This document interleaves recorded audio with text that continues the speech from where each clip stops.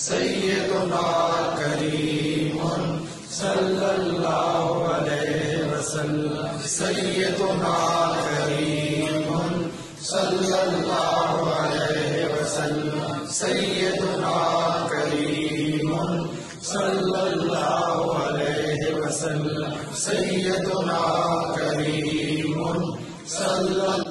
دارالعلوم محمدیہ غوثیہ بھیرا شریف سے خصوصی رمضان ٹرانسمیشن زاد الطالبین۔ بسم اللہ الرحمن الرحیم۔ سیدنا کریم صلی اللہ علیہ وآلہ وسلم۔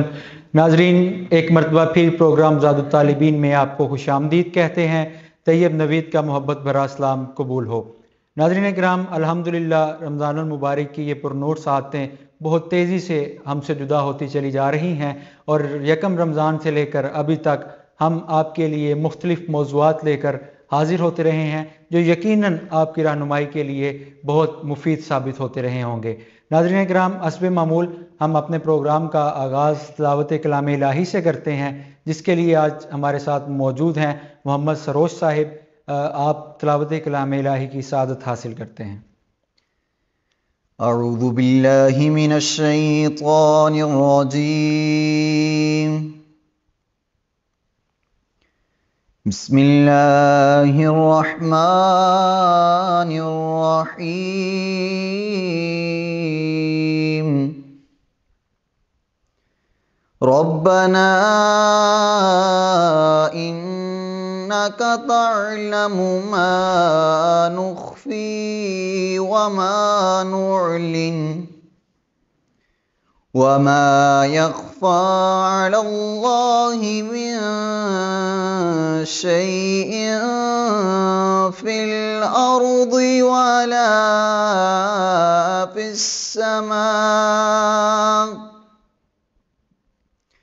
الحمد لله الذي وهب لي على الكبر إسماعيل وإسحاق إن ربي لسميع الدعاء رب اجعلني مقيم الصلاة ومن ذريتي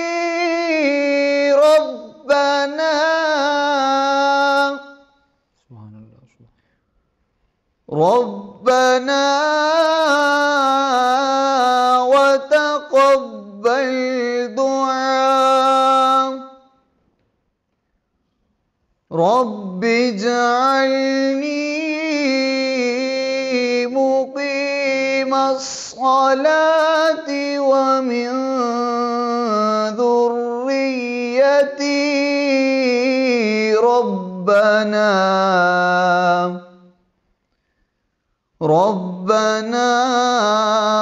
وتقبل دعاء ربنا اغفر لي ولوالدي وللمؤمنين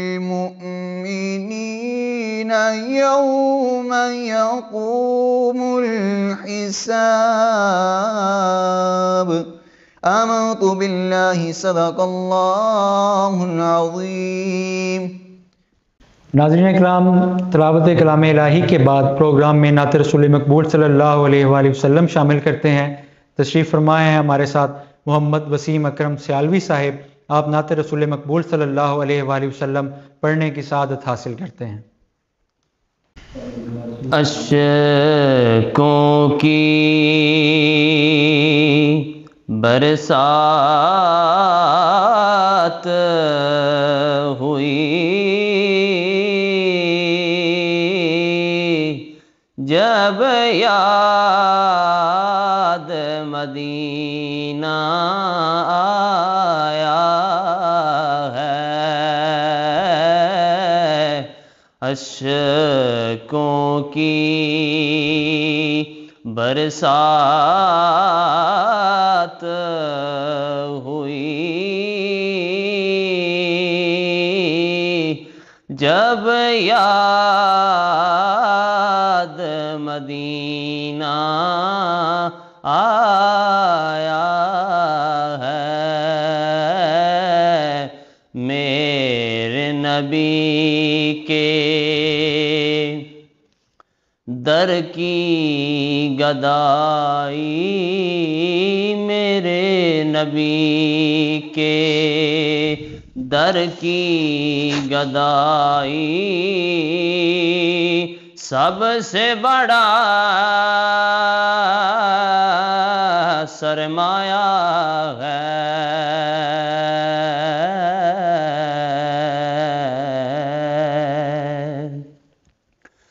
اور آپ کے در پر آنے والے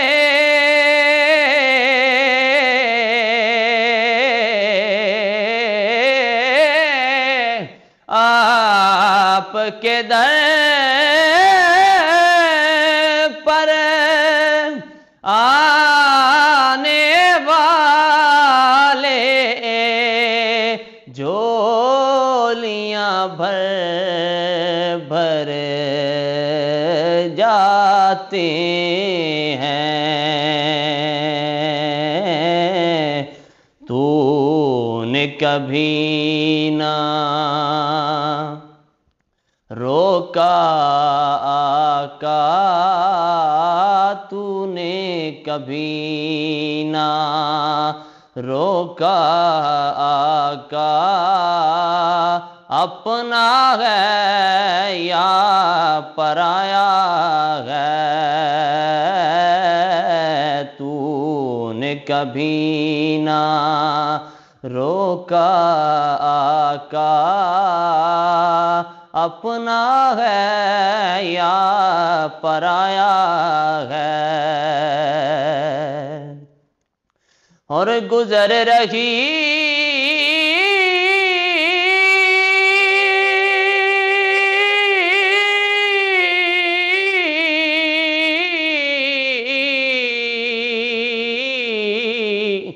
گزر رہی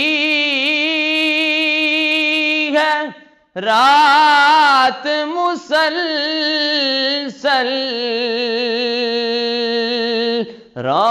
رونق محفل بھی جا کیونکہ تیری خاطر ہم نے تیری خاطر ہم نے تیری نعت کا جشن منایا ہے تیری خاطر ہم نے تیری نعت کا جشن منایا ہے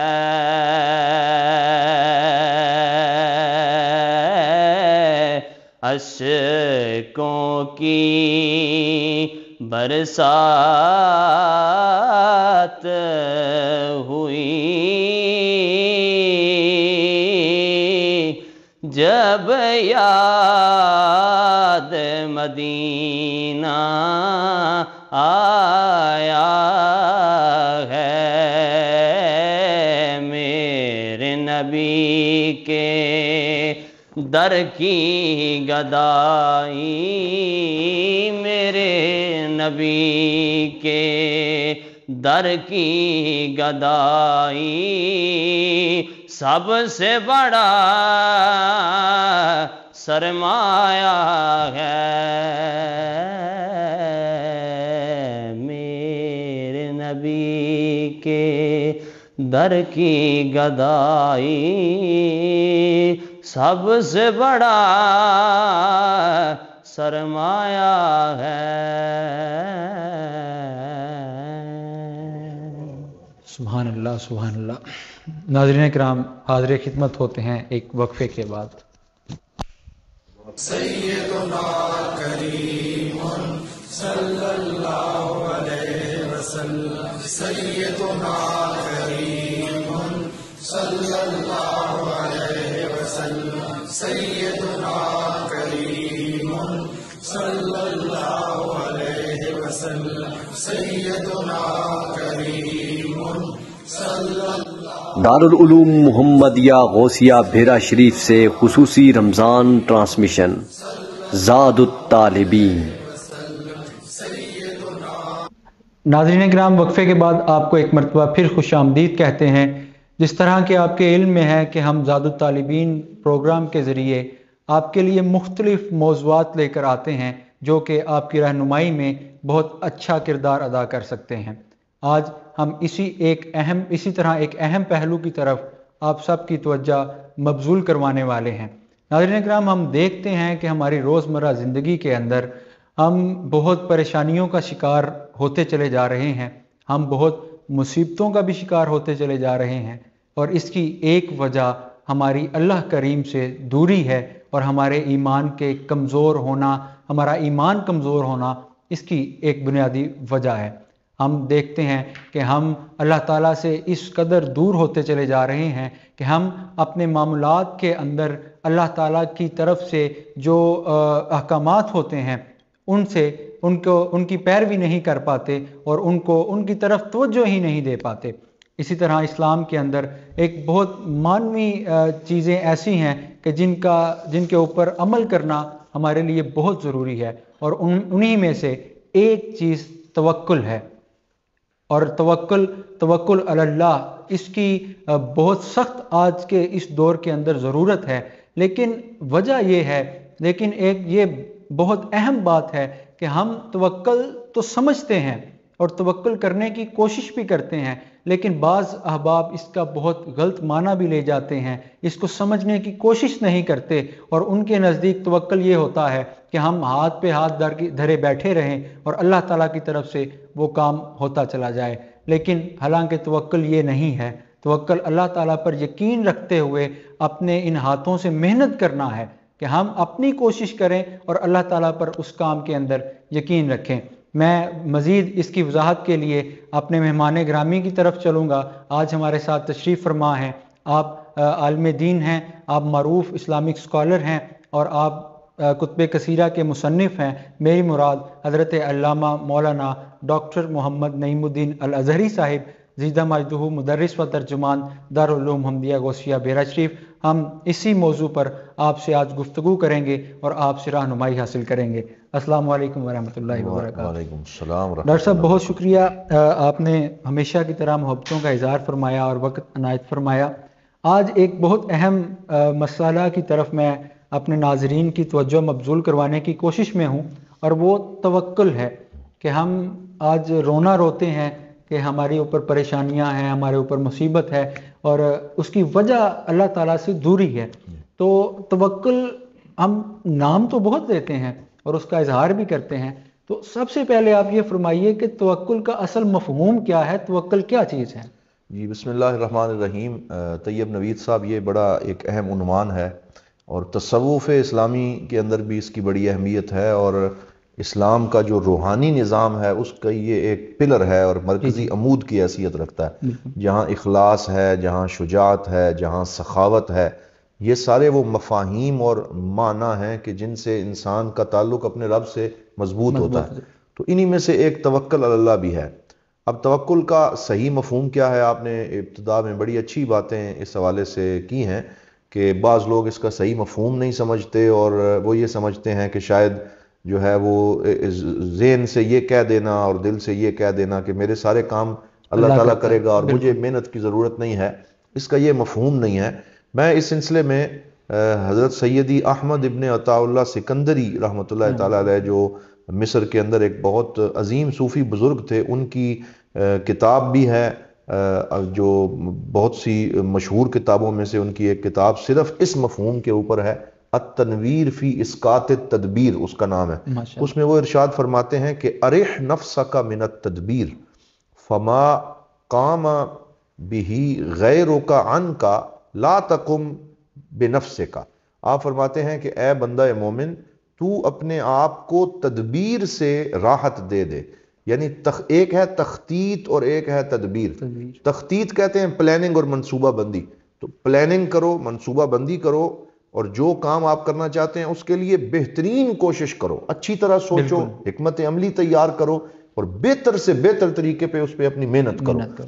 लेकिन फिर उसके नताइज जो हैं, यानी उसकी इम्प्लीमेंटेशन कैसे होगी, उसके नताइज कैसे मिलेंगे, इसे तदबीर कहते हैं। तो तख्तीत तो बंदे का दायरा कार है, यानी मंसूबा बंदी और प्लानिंग और उसकी कोशिश, लेकिन तदबीर बंदे का दायरा कार नहीं। ये अल्लाह रब्बुल इज़्ज़त का काम है कि वो इंसान के सारे उमूर की तदबीर फरमाता है। कुरान हकीम में इरशाद फरमाया कि युदब्बिरुल अम्रा मिनस समाए इलल अर्द, कि अल्लाह रब्बुल इज़्ज़त ज़मीन व आसमान के सारे कामों की तदबीर फरमाता है। तो वो मुदब्बिर कायनात है, वो मुसब्बिबुल असबाब है। तो इंसान अगर अपनी सारे कामों का हेडक खुद ही ले ले और वो ये समझे कि मैं ही मुतसर्रिफ बिज़ात हूँ और मैं ही सारे काम करने वाला हूँ, तो फिर वो बीमार हो जाता है, वो नफ्सियाती अमराज का शिकार हो जाता है, बहुत जल्द उसके क़ुवा मुदमहिल हो जाते हैं और वो कुछ नहीं कर सकता। लेकिन जो आदमी अपनी तरफ से बीज बोने के बाद, उसको पानी देने के बाद फिर उसके नताइज अल्लाह पे छोड़ देता है, फिर अल्लाह रब्बुल इज़्ज़त उससे एक ऐसा शजरे सायादार निकालता है कि जिस पे फिर समरात और फल लगते हैं, और फिर वो फल बड़े मीठे जो हैं वो इंसान खाता है। तो इस हवाले से मैं एक दो बातें मजीद अर्ज करूंगा। हमारे यहाँ सूफिया किराम फरमाते हैं अस्सायु मिन्ना वल इत्मामु मिनल्लाह, कि कोशिश बंदे की तरफ से है और उस कोशिश की तकमील अल्लाह रब्बुल इज़्ज़त की तरफ से है। एक बड़ा मशहूर वाक़या है कि एक सहाबी थे और उन्होंने जो है वो ये रास्ते में कहीं आ रहे थे, तो उन्होंने कहा कि ये ऊँट है, मैं थोड़ी देर आराम कर लूँ। तो ऊँट पे उनका सामान भी था, तो उन्होंने उसको बांधा नहीं और कहा जी अल्लाह ताला पे तवक्कुल करता हूँ। तो हुजूर सल्लल्लाहु अलैहि वसल्लम ने उन्हें फरमाया था कि इक़िलहा फतवक्कल, के पहले इसकी रस्सी बांधो, इसकी नकेल बांधो, फिर अल्लाह पे तवक्कल करो। यानी जो तुम्हारे जिम्मे का काम है वो तुम करके उसके नताइज अल्लाह रब्बुल इज़्ज़त के सुपुर्द कर दो। इस हवाले से एक और हदीस पाक भी है कि हुजूर नबी रहमत सल्लल्लाहु अलैहि वसल्लम ने इरशाद फरमाया लौ तवक्कलतुम अलल्लाहि हक्का तवक्कुलिही लरज़क़कुम कमा यरज़ुकुत तैर, कि अगर तुम ऐसे तवक्कुल करो जैसा कि तवक्कुल करने का हक है, तो अल्लाह तुम्हें ऐसे रिज्क देगा जैसे परिंदों को रिज्क देता है। तगदू खिमासन व तरूह बिताना, कि वो अपने घोंसलों से उड़ते हैं तो खाली पेट होते हैं और शाम को जब घोंसलों में वापस आते हैं तो उनका पेट भरा होता है। यानी वो जमा भी नहीं करते लेकिन अल्लाह की ज़ात पे भरोसा करते हैं। लेकिन इसमें यह माना मौजूद है कि वो घोंसलों में बैठे नहीं रहते, निकलते जरूर हैं, तलाश रिज़्क में निकलते हैं, लेकिन उसके नताइज अपने रब के सुपुर्द कर देते हैं। अब यहाँ मैं ये अर्ज करूंगा कि अल्लाह रब्बुल इज़्ज़त के जो अस्माइल्लाहिल हुस्ना हैं, 99 अस्मा है, उनमें से एक अल वकील भी है। और अल वकील का मतलब होता है बेहतरीन कारसाज, यानी जिस पर भरोसा किया जाता है। तो अल्लाह ने अपने नामों में से खुद अपना नाम अल वकील रखा। ये जो पॉजिटिव साइकोलॉजी या इल्म नफ्सियात के माहिरीन हैं वो ये कहते हैं कि एक इंसान को ज़िंदगी में सरवाइव करने के लिए किसी ऐसी ज़ात या ऐसे ताल्लुक़ की ज़रूरत है जो उसका सहारा बने, जो उसकी सपोर्ट करे। इंसान सपोर्ट और सहारे के बगैर ज़िंदा नहीं रह सकता और अपनी ज़िंदगी में आगे नहीं बढ़ सकता। कुछ सहारे तो वो हैं कि जो इंसान के लिए आर्जी सहारे हैं, माँ है, बाप है, भाई हैं, दोस्त हैं, ये भी सहारे हैं, लेकिन ये फ़ानी सहारे हैं, ये हमेशा रहने वाले नहीं हैं। तो अल्लाह ताला कुरान में इरशाद फरमाता है वतवक्कल अलल हय्यिल्लज़ी ला यमूत, कि तुमने अगर सहारा बनाना है तो उस वकील को सहारा बना जो बेहतरीन कारसाज है, जिस पे कभी मौत नहीं आनी, जो हमेशा जिंदा रहने वाला है, जो मजबूत सहारा है। और वो एक गालबन किसी का शेर भी है कि और जितने भी सहारे हैं सुबुक करते हैं, इज्जत नफ्स बढ़ाता है सहारा तेरा। तो अल्लाह रब्बुल इज़्ज़त का वो सहारा जिससे इज्जत नफ्स बढ़ती है, इंसान को मजीद इज्जत, डिग्निटी और वकार हासिल होता है। इसीलिए कुरान हकीम में इरशाद फरमाया व तवक्कल अलल अजीज़िर रहीम, कि उस ज़ात पर तवक्कल करो जो अजीज भी है और रहीम भी है। और एक जगह फरमाया वमन यतवक्कल अलल्लाहि फहुव हस्बुह, कि जो अल्लाह पे तवक्कुल करता है अल्लाह ताला उसके लिए काफ़ी हो जाता है। वयरज़ुक़हु मिन हैसु ला यहतसिब, और अल्लाह ताला उसे वहाँ से रिज़्क देता है कि जहाँ से उसे रिज़्क मिलने का गुमान भी नहीं होता। और एक जगह इरशाद फरमाया الذی یراک حین تقوم وتقلبک بالساجدین. تو یہ بنیادی طور پہ توکل کا ایک ابتدائی مفہوم تھا جو میں نے ماشاء آپ سے عرض اللہ کیا. بہت خوبصورت انداز میں آپ نے صوفیاء کرام کی تعلیمات کی روشنی میں توکل کا مفہوم ہمیں سمجھایا. ڈاکٹر صاحب ایک یہ چیز بھی ہم دیکھتے ہیں کہ لوگ محنت کرتے ہیں، کوشش کرتے ہیں، لیکن ایک وقت ایسا آتا ہے کہ وہ اس محنت پر اپنے آپ کو ہارتا محسوس کرتے ہیں. جی توکل تو ان کا ہوتا ہے جی لیکن وہ توکل میں کمزوری کا شکار ہو جاتے ہیں. جی تو اس توکل کو وہ مضبوط کس طرح کریں؟ جی یہ بہت اچھا سوال ہے کہ توکل میں مضبوطی کیسے لائی جائے، کیونکہ یہ ایک رشتہ ہے جو بندے کا اپنے مالک کے ساتھ ہوتا ہے، اور اس رشتے کی ساری بنیاد روح اور باطن پر ہے، ظاہر پر تو نہیں. تو اس کو کیسے مضبوط کیا جائے، اس حوالے سے ہمیں صوفیاء کرام نے احادیث طیبہ کی روشنی میں 3 بنیادی طریقے ارشاد فرمائے کہ جن سے انسان کا توکل مضبوط ہوتا ہے. ان میں سے پہلا طریقہ یہ ہے کہ قرآن حکیم کا عمیق اور گہرا مطالعہ کیا جائے. اور جو مطلب ایک تو ہے کہ صرف تلاوت کرنا، اور ایک ہے کہ قرآن حکیم کے ان مقامات کو پڑھنا کہ جن میں اللہ رب العزت نے اپنے بندوں کو دیے جانے والے سہارے کا ذکر کیا ہے. اور اس میں 3 طرح کے سہاروں کا اللہ نے ذکر کیا قرآن میں، اگر ہم اس کا عمیق مطالعہ کریں. مثلا ایک اللہ تعالیٰ یہ فرماتا ہے کہ کبھی اللہ تعالیٰ سبب کے ذریعے عطا فرماتا ہے، بالکل، کبھی بغیر سبب کے عطا فرماتا ہے، اور کبھی سبب کے برعکس عطا فرماتا ہے. سبحان اللہ. یہ 3 چیزیں ہمیں نظر آتی ہیں اور تینوں قرآن میں. مثلا سبب کے ذریعے میں 2 مثالیں دے سکتا ہوں. قرآن میں فرمایا فَامْشُوا فِي مَنَاكِبِهَا وَكُلُوا مِن رِزْقِهِ، کہ تم زمین کے راستوں پر چلو اور اپنا رزق تلاش کرو اور رزق کھاؤ. یعنی اسی طرح جو جمعے والی آیت ہے اس میں ارشاد فرمایا کہ اذا قضیت الصلاۃ فانتشروا فی الارض وابتغوا من فضل اللہ، کہ جب نماز پڑھی جا چکے پھر زمین میں پھیل جاؤ اور اللہ کا فضل تلاش کرو. مطلب اس کے لیے کسی سبب کا اور کسی ذریعے کا حاصل کرنا ضروری ہے، پھر تمہیں رزق ملے گا. بالکل اس کا ذکر کیا.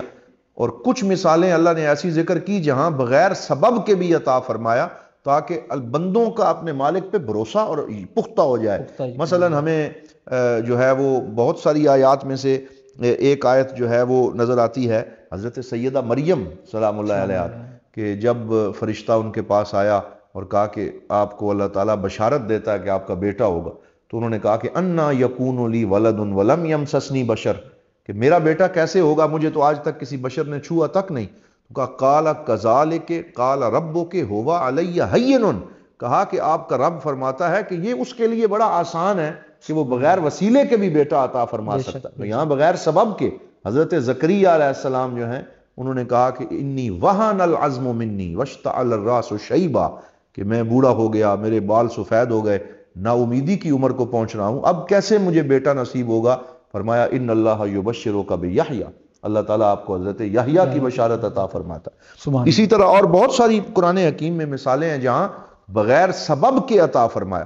تو جب بندہ قرآن کا ان مقامات کا مطالعہ کرتا ہے تو اللہ پہ توکل مضبوط ہوتا ہے. بالکل. اسی طرح تیسری وہ ہے کہ جب سبب کے برعکس، وہ مثال حضرت ابراہیم علیہ السلام کی ہے کہ جب نمرود کے لوگوں نے کہا کہ حرقوہ وانصروا آلہتکم ان کنتم فاعلین، کہ انہیں پکڑ کے جلاؤ، تو انہوں نے آگ کی چتا جلائی اور اس میں پھینکا. تو اللہ، اب آگ تو جلانے کا سبب ہے لیکن اللہ تعالیٰ نے فرمایا یا نار کونی بردن و سلاما علی ابراہیم، اے آگ تو ان کے لیے گلزار بن جا. تو اب سبب کے برعکس زندگی عطا ہو رہی، آگ کے اندر گلزار ہو گیا، زندگی عطا ہو رہی.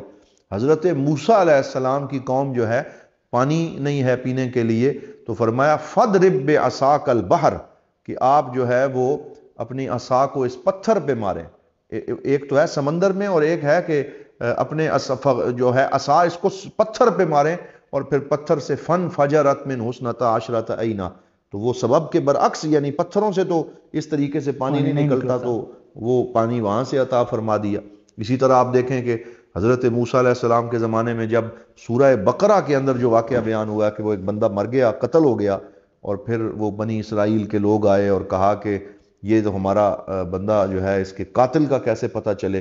تو فرمایا کہ گائے لے کے آؤ اور اس گائے کو ذبح کرو. فَقُلْ نَضْرِبُوهُ بِبَعْضِهَا كَذَلِكَ يُحْيِي اللَّهُ الْمَوْتَى، کہ اب اس میت کو میت سے ٹکراؤ تو زندگی پیدا ہو جائے. وہ قاتل زندہ ہوا اور اس نے خود بتایا کہ مجھے مارنے والا کون ہے. تو یہ وہ ساری چیزیں ہیں جہاں سبب کے برعکس زندگی عطا ہو رہی ہے. رزق عطا ہو رہا ہے. تو پہلی چیز طیب صاحب یہ ہے کہ آپ جو ہے وہ قرآن کا عمیق مطالعہ کریں جس سے توکل مضبوط ہوتا ہے. اور دوسری چیز ہے ذکر، کہ ذکر سے توکل مضبوط ہوتا ہے. خاص طور پہ حضور صلی اللہ علیہ وسلم نے ارشاد فرمایا حسبی اللہ و نعم الوکیل. اس کو صرف زبان سے نہ پڑھا جائے بلکہ ساتھ ساتھ ذہن میں آپ یہ معنی لے کے آئیں، حسبی اللہ، میرا رب میرے لیے کافی ہے، و نعم الوکیل، اور وہ بہترین کارساز ہے. ہر کام کرتے ہوئے جب انسان اپنا یہ تصور پختہ کرتا ہے تو پھر جو ہے وہ اس کا توکل مضبوط ہوتا ہے. اور تیسری چیز اس میں ایک تو قرآن کا مطالعہ، دوسرا ذکر، اور تیسری چیز اپنی روزمرہ زندگی میں توکل کا مفہوم شامل کرنا. یہ تیسرا طریقہ. اس میں کیا کیا جائے؟ مثلا حضور نبی رحمت صلی اللہ علیہ وسلم نے ارشاد فرمایا کہ صبح اور شام ہر مومن یہ پڑھے، مسلمان یہ پڑھے، بخاری شریف میں ہے حسبی اللہ لا الہ الا ہوا علیہ توکلت وہو رب العرش العظیم. ساتھ سرکار نے یہ لفظ فرمائے من قالہا فی الصباح کفاہ اللہ ہمہ فی ذالک اليوم، کہ جس نے صبح کے وقت یہ کلمہ کہہ دیا تو اس پورے دن کا اس کا کوئی فکر اس کو باقی نہیں رہے گی، اللہ تعالیٰ اس کا کارساز بن جائے. بے شک. گھر سے نکلتے ہوئے فرمایا گھر سے نکلتے ہوئے یوں کہو بسم اللہ و توکلت علی اللہ. یہاں توکل کو روزمرہ زندگی میں شامل کیا جا رہا ہے کہ جب آپ گھر سے نکلتے ہوئے یہ کہیں گے تو فرمایا ایک فرشتہ جو ہے وہ پھر اس بندے سے یہ کہتا ہے ہدیتا و کفیتا و وقیتا، کہ تجھے ہدایت بھی دے دی گئی اور تیرے لیے تیرا رب کافی بھی ہو گیا اور تجھے ہر مشکل سے بچا دیا گیا. یعنی ایک بندہ جب گھر سے نکلتے ہوئے بسم اللہ و توکلت علی اللہ پڑھتا ہے تو اس کا توکل مضبوط ہوتا ہے. یہ وہ تین طریقے ہیں جو علماء نے اس سلسلے میں بیان فرمائے. ماشاءاللہ جناب، آپ نے بہت خوبصورت انداز میں اس چیز کی وضاحت فرمائی ہے. اسی کو آگے لے کر بڑھتے ہیں تو ہم دیکھتے ہیں کہ انسان جب اللہ تعالیٰ کی طرف رغبت اختیار کرتا ہے، اللہ تعالیٰ سے اپنا رشتہ مضبوط کرنے کی کوشش کرتا ہے، تو شیطان نے ایک جو ازل سے یہ عہد باندھ رکھا ہے کہ وہ اللہ تعالیٰ اور اس کے بندے کے درمیان حائل ہوگا، اس تعلق کو کمزور کرنے کی کوشش کرے گا. اور پھر یقیناً بہت زیادہ لوگ ایسے پائے جاتے ہیں کہ جو اس ایمان کی کمزوری کا شکار ہو جاتے ہیں اور وہ توکل تو کر رہے ہوتے ہیں لیکن وہ جو درمیان میں آزمائشیں آتی ہیں وہ آزمائشوں کے حوالے سے ذرا ارشاد فرمائیے. جی بالکل، اس حوالے سے صوفیاء کرام نے ارشاد فرمایا. حضرت امام جن کا میں نے شروع میں ذکر کیا سیدی احمد ابن عطا اللہ سکندری کا فرمان ہے اذا قبل توکلک یختبرک فی صدق توکلک، کہ جب اللہ تعالیٰ تمہارا توکل قبول فرماتا ہے اور تمہارا کارساز اور وکیل بنتا ہے تو پھر وہ تمہارے صدق توکل کو آزماتا ہے. اور یہ آزمائشیں بھی تین طرح کی ہیں. تو اس میں جو ہے وہ پہلی آزمائش یہ آتی ہے انقطاع الاسباب، کہ ایک دفعہ انسان کے سامنے اس کے سارے اسباب منقطع کر دیے جاتے ہیں، جو ظاہری اسباب ہیں غائب کر دیے جاتے ہیں، کہ اس کو آزمایا جائے کہ کیا آپ نے رب پہ اس کا بھروسہ ہے یا نہیں ہے. پھر بھی اگر اس آدمی کی نظر تمام اسباب کے انقطاع کے وقت بھی اپنے رب پہ رہے تو پھر یہ وہ اس آزمائش میں کامیاب ہوتا ہے. اس کی ایک مثال میں یوں دیتا ہوں کہ ایک شخص، اس کی زوجہ بیمار ہو گئی، وہ اسے لے کے ہاسپٹل چلا گیا اور جیسے ڈاکٹر دوڑ لگواتے ہیں، ڈاکٹروں نے کہا جی اب فلاں ٹیسٹ کروا کے لائیں، اب فلاں دوائی لے کے آئیں، اب فلاں چیز لے کے آئیں. تو وہ دوڑ کے ہر چیز لے کے دیتا رہا. تو جب کافی چیزیں جو ہے وہ پیش کر چکا تو پھر آخر میں ڈاکٹر نے کہا کہ ہم نے بڑی کوشش کی لیکن اب جو ہے وہ آپ دعا کریں، اب ہمارے ہاتھ میں کچھ نہیں رہا، اب آپ دعا کریں، اب ہمارے ہاتھ میں کچھ نہیں رہا. تو آگے سے اس انسان نے کہا کہ اب آپ نے یہ بات کہہ کے میرے توکل کو مضبوط کر دیا ہے، احلتنی علی اللہ، کہ اب آپ نے مجھے مکمل میرے رب کی طرف متوجہ کر دیا. اب میں ادھر متوجہ ہوتا ہوں، دنیا کی دوڑ ختم ہوئی تو اب میں اپنے رب کی طرف متوجہ ہوتا ہوں. تو ایسے لا علاج مریض ہوتے ہیں کہ جب ڈاکٹر اور طبیب ان کو جواب دیتا ہے تو وہ سب سے بڑا طبیب پھر شفا عطا فرما دیتا ہے، پھر سے نئی زندگی عطا کر دیتا ہے. تو ایک یہ ہے کہ انقطاع اسباب سے آزمایا جاتا ہے کہ ظاہری سبب منقطع ہو جاتے ہیں. دوسرا یہ ہے یقرب الخطر منک، کہ دوسری آزمائش یہ آتی ہے کہ خطرہ قریب کر دیا جاتا ہے. بندے کے صدق توکل کو آزمانے کے لیے خطرات کے بادل منڈلانے لگتے ہیں اور وہ اس کے قریب آ جاتے ہیں. غزوہ احد کی مثال لے لیں، 72 صحابہ کرام شہید ہوئے، سرکار دو عالم صلی اللہ علیہ وسلم کے دندان مبارک شہید ہوئے، حضور کے سگے چچا جان حضرت سیدنا حمزہ علیہ السلام، آپ جو ہیں وہ شہادت، کتنی دردناک شہادت ہے. اور اس طریقے سے ایک بھگدڑ مچ گئی، اور پیچھے سے خالد بن ولید اس وقت تھے، تو وہ پورا لشکر کفار کا لے کے آ گئے، فتح شکست میں بدل گئی۔ تو اس وقت جب 70-72 صحابہ کے وہ جو لاشیں تھے ان کو اٹھا کے صحابہ اکرام مدینہ پاک کی طرف جا رہے تھے، اور ان کی معنوی جو کیفیت ہے وہ بڑی ڈاؤن ہو چکی تھی، لیکن اس وقت پھر پیچھے سے آواز آئی کہ کفار پھر سے جمع ہو کے آ رہے ہیں، پھر سے جمع ہو کے آ رہے ہیں اور پھر حملہ کرنے لگے ہیں۔ کتنا سخت ایک آزمایا گیا کہ خطرہ کتنا قریب آ گیا، اور کہ ایک طرف وہ ان کو سہارا دے رہے ہیں، جو لاشیں ہیں وہ اٹھا رہے ہیں، اور کہا گیا کہ اب ایک دفعہ پھر وہ جمع ہو کے آ رہے ہیں۔ تو اس وقت حضور صلی اللہ علیہ وسلم کے صحابہ کرام نے یک زبان ہو کے جو بات کی تھی، اس سے ان کو کامیابی نصیب ہوئی۔ وہ قرآن حکیم کی سورہ احزاب کے اندر وہ موجود ہے، الذین قال لهم الناس ان الناس قد جمعوا لكم فاخشوهم فزادهم ایمانا وقالوا حسبنا اللہ ونعم الوکیل، کہ اللہ تعالیٰ فرماتا ہے الذین قال لهم الناس، جنہیں لوگوں نے کہا ان الناس قد جمعوا لكم، کہ اب سارے دشمن جمع ہو کے پھر آ گئے ہیں، تو اب تم ان سے ڈر جاؤ، ان سے بچ جاؤ۔ انہوں نے ڈرنے کے بجائے کہا حسبنا اللہ ونعم الوکیل، ہمارا رب ہمارے لیے کافی ہے، وہ بہترین کارساز ہے۔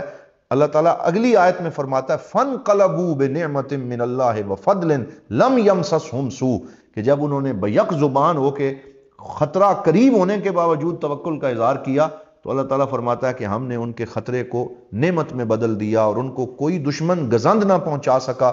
آندھی چلی، طوفان آیا، دشمن بھاگ گیا، اور اللہ تعالیٰ نے مدینہ پاک کی اس ریاست کو مضبوطی عطا فرمائی۔ تو یہ آزمائش بھی آتی ہے کہ خطرے قریب کر کے آزمایا جاتا ہے۔ اور تیسری آزمائش یہ آتی ہے کہ احسان بندے کا چیک کیا جاتا ہے کہ کیا اس کی نیکی کے اندر اتقان اور احسان موجود ہے کہ نہیں ہے۔ اور احسان کا مطلب یہ ہے کہ کام کو اس کے پورے آداب کے ساتھ کرنا، یہ نہیں ہے کہ بے دلی سے کوئی کام کرنا، یعنی انسان پورے آداب کے ساتھ جب اپنا کام بجا لاتا ہے، تو ان تینوں آزمائشوں سے جب وہ نکل جاتا ہے تو پھر اللہ رب العزت اسے اپنے متوکلین بندوں میں شامل فرماتا ہے۔ سبحان اللہ، سبحان اللہ، ماشاءاللہ جناب، یہ بہت خوبصورت تین پہلو آپ نے ارشاد فرمائے، توکل کی مضبوطی کے لیے بھی یہ کہہ سکتے ہیں ہم۔ جناب علی، اس کے بعد ہم دیکھتے ہیں کہ اللہ تعالیٰ کی بہت وسیع رحمت ہے، بہت اللہ تعالیٰ اپنے بندوں پر مہربان ہوتا ہے۔ تو جب اللہ تعالیٰ سے اس کا رشتہ بندے کا مضبوط ہو جاتا ہے، وہ اپنے آپ کو، اپنے معاملات کو اللہ تعالیٰ پر چھوڑ دیتا ہے، تو پھر اللہ تعالیٰ خوش ہو کر یقیناً اپنی بے پناہ رحمتوں سے نوازتے ہیں، برکتوں سے نوازتے ہیں۔ تو جو یہ متوکل ہے، توکل کرنے والا ہے، اس کے لیے اللہ تعالیٰ نے کیا انعامات ارشاد فرمائے ہیں؟ ماشاءاللہ، یہ آج اس نے اتفاق یہ ہے کہ یہ تین کے ساتھ ہی ہم جب بڑھ رہے ہیں کہ وہ توکل جب ہوتا ہے تو اس کی مضبوطی کے بھی تین عناصر ہیں، اور پھر جو آزمائشیں ہیں وہ بھی تین ہیں، اور انعامات بھی تین ہیں۔ سبحان اللہ۔ اور انعامات تین یہ ہیں کہ وہ صوفیاء کرام فرماتے ہیں کہ جب بندہ اپنے رب کے اوپر کامل بھروسہ کرتا ہے تو اللہ تعالیٰ اس کے تین انعام دیتا ہے۔ پہلا انعام یہ ہے کہ قوّا روحہ لینصرہ علی من آداہ فی حاضرہ، پہلا انعام یہ ہے کہ اللہ تعالیٰ اس کی روح کو تقویت دیتا ہے، اس کی روح کو مضبوط کرتا ہے، اور وہ اپنے دشمنوں پر غالب آ جاتا ہے اپنے حال کے اندر۔ یعنی پہلے انعام کا تعلق اس کے پریزنٹ اور اس کے حال سے ہے، اور دوسرے انعام کا تعلق اس کے ماضی سے ہے کہ جبر خاطرہ فیما کسر منہ فی الماضی، کہ اس کے ماضی میں جو اس کا نقصان ہوا اور جو کمی کوتاہی ہوئی، اللہ تعالیٰ وہ ماضی کی کمی کوتاہی بھی پوری کر دیتا ہے۔ سبحان اللہ۔ اور تیسرے انعام کا تعلق مستقبل سے ہے، فرمایا خفف تعلقہ فیما یطول انتظارہ فی المستقبل، کہ مستقبل کے جتنے اندیشے بندے کو ہوتے ہیں ان میں اللہ تعالیٰ اس کی ساری مستقبل کی جو امیدیں ہیں وہ اللہ تعالیٰ اپنی ذات کی طرف موڑ دیتا ہے اور اس کے مستقبل کو محفوظ کر دیتا ہے۔ تو یعنی اس کا حال، اس کا ماضی، اس کا مستقبل، تینوں کے اندر اسے سیکیور کر دیا جاتا ہے، اور پھر وہ جیسے اللہ تعالیٰ نے فرمایا لا خوف علیہم ولا ہم یحزنون، کہ نہ انہیں ماضی کا کوئی غم رہتا ہے، نہ مستقبل کا کوئی اندیشہ رہتا ہے، وہ صاحب حال بن جاتے ہیں، وہ صاحب حال بن جاتے ہیں۔